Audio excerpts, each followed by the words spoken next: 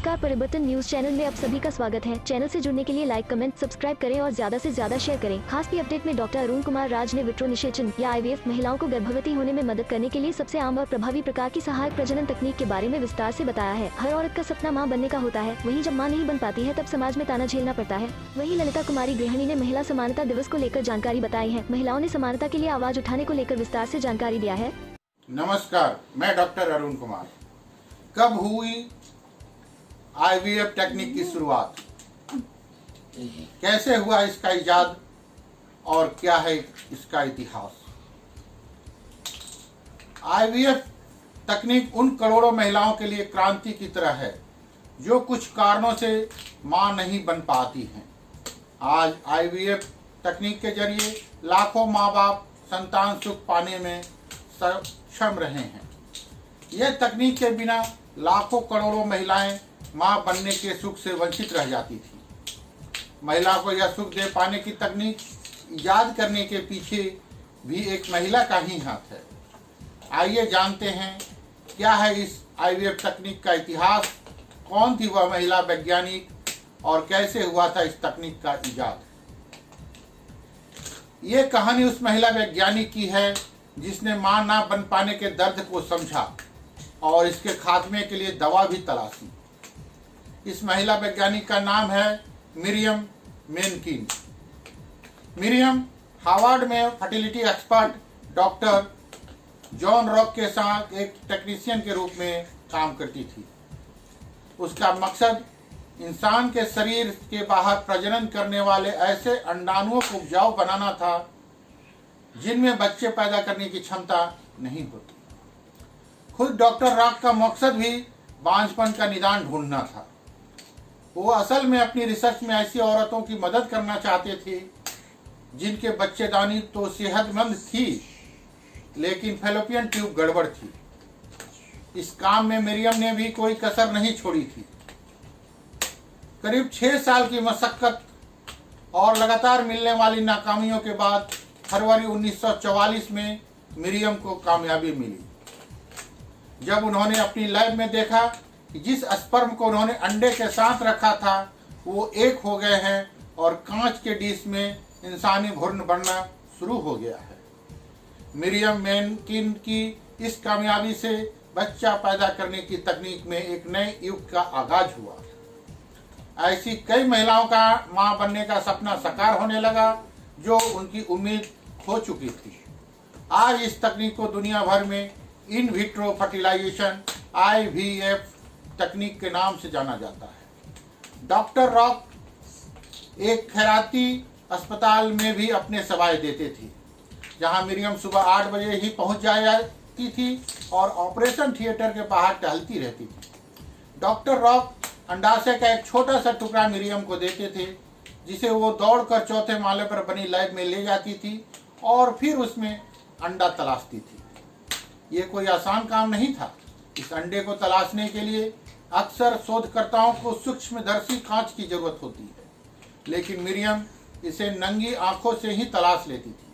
यही नहीं, वो ये भी बता देती थी कि अंडा सही आकार का है कि नहीं। मिरियम के लिए ये हर हफ्ते का काम हो गया।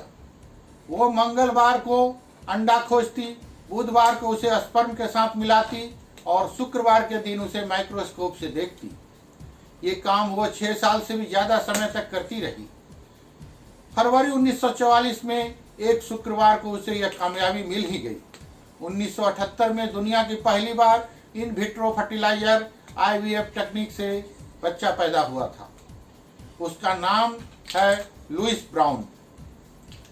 2017 में अमेरिका में सबसे ज्यादा 2,84,385 महिलाओं ने इस तकनीक से गर्भ धारण किया।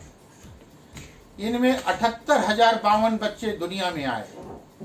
मेडिकल साइंस के इतिहास में ये कोई रातों रात होने वाला करिश्मा नहीं था, बल्कि बरसों की मेहनत, तकनीकी महारत और सब्र का नतीजा था।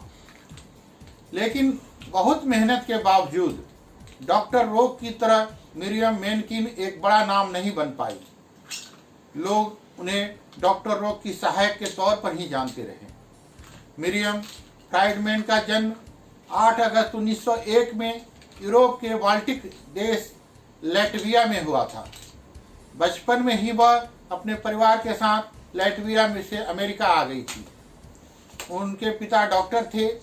बचपन में वो अपने पिता से कहानियां सुनती थी कि कैसे विज्ञान जल्द ही डायबिटीज जैसी बीमारी का इलाज ढूंढ निकालेगा।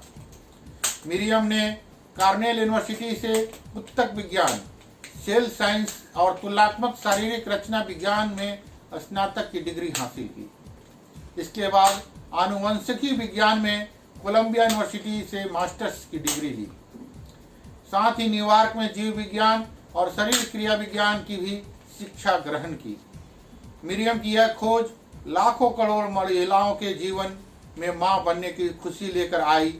आज इस तकनीक के जरिए कई महिलाएं मां बन पाती हैं। धन्यवाद। आपका अपना डॉक्टर अरुण कुमार। नमस्कार। आखिर क्यों मनाया जाता है महिला समानता दिवस?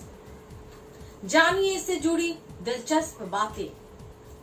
कानून की नजर में भले ही महिला और पुरुष को बराबर का अधिकार मिला हुआ हो, लेकिन समाज में अभी भी महिलाओं को लेकर लोगों के मन में दोहरी मानसिकता होती है। उन्हें आज भी पुरुष के बराबर का अधिकार नहीं मिला है। महिला समानता दिवस यानी कि ह्यूमन इक्वलिटी डे 26 अगस्त को मनाया जाता है।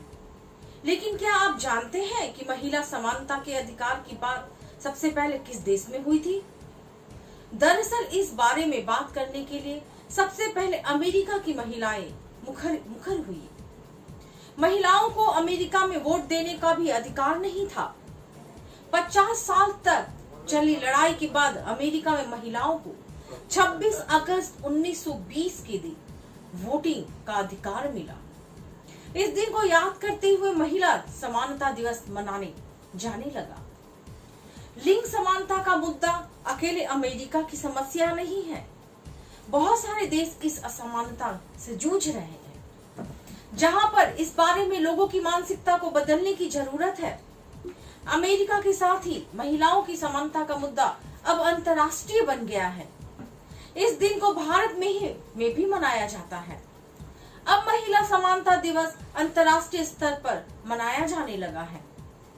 अमेरिका में महिला अधिकारों की लड़ाई 1853 से शुरू हुई थी, जिसमें सबसे पहले विवाहित महिलाओं ने संपत्ति पर अधिकार मांगना शुरू किया था। उस समय अमेरिका में भी महिलाओं की स्थिति आज के जैसी नहीं थी। वोटिंग के अधिकार के लिए हुई लड़ाई में महिलाओं को 1920 में जीत हासिल हुई। वहीं भारत में भी महिलाओं को वोट करने का अधिकार ब्रिटिश शासन काल में ही मिल गया था। अमेरिका में 26 अगस्त को ह्यूमन इक्वलिटी डे के रूप में मनाते हैं, जिसके बाद इसे अंतर्राष्ट्रीय स्तर में भी मनाने लगे। मैं ललिता कुमारी, धन्यवाद।